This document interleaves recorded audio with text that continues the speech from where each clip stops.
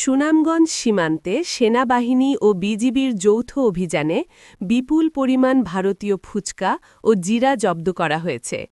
রবিবার ভোররাতে বিশ্বম্ভরপুর উপজেলার ঘাকটিয়া গ্রামে একটি পরিত্যক্ত ঘরে অভিযান চালিয়ে এসব চোরাই পণ্য জব্দ করা হয়।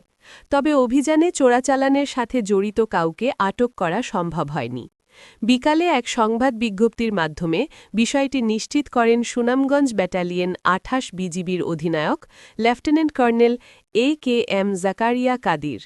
তিনি জানান, গোয়েন্দা তথ্যের ভিত্তিতে যৌথ অভিযান চালিয়ে রাজস্ব ফাঁকি দিয়ে অবৈধ পথে বাংলাদেশে নিয়ে আসা ৯,৫০০ কেজি ভারতীয় ফুচকা ও ২,৫০০ কেজি জিরা জব্দ করা হয়েছে, যার আনুমানিক বাজার মূল্য প্রায় ৪২ লক্ষ টাকা।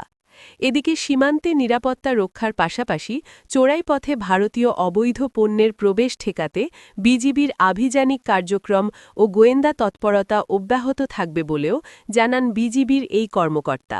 সুনামগঞ্জের বিশম্ভরপুর উপজেলার আওতাধীন ঘাগটিয়া গ্রামে একটি পরিত্যক্ত ঘর হতে আজ ভোররাতে সেনাবাহিনী এবং বিজিবির যৌথ অভিযানে বিপুল পরিমাণ ভারতীয় অবৈধ জিরা এবং ফুচকা জব্দ করা হয়।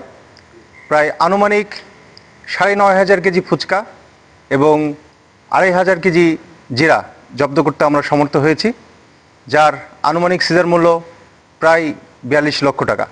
তো সীমান্ত সুরক্ষা, অবৈধ অনুপ্রবেশ এবং চোরাচালান প্রতিরোধে সুনামগঞ্জ ব্যাটালিয়ন ২৮ বিজিবির প্রতিটি সদস্য আপ্রাণ প্রচেষ্টা চালিয়ে যাচ্ছে। আমাদের এই ধারা অব্যাহত থাকবে।